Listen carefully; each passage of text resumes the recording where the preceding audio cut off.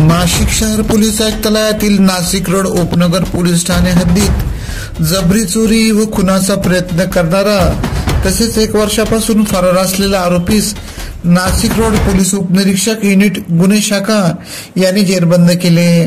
21 जून 2025 रोजी मातोश्री कॉलेज जवळ ओढा रोड येथे परप्रांतीय इसमाची लूटमार करत 8,000 रुपये रोख, घड्याळ, चांदीची अंगठी असा 15,000 रुपये बळजबरीने चोरून नेला। तसेच उपनगर पोलीस ठाणे हद्दीत खुनाचा प्रयत्न केला।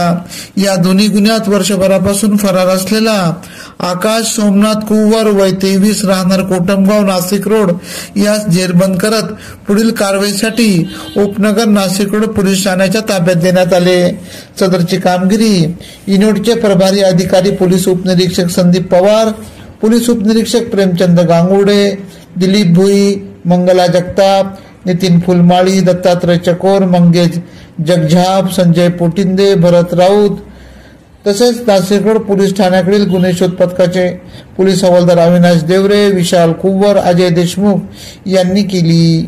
AKP न्यूज साठी ब्युरो चीफ अनवर खान पठाण, नाशिक।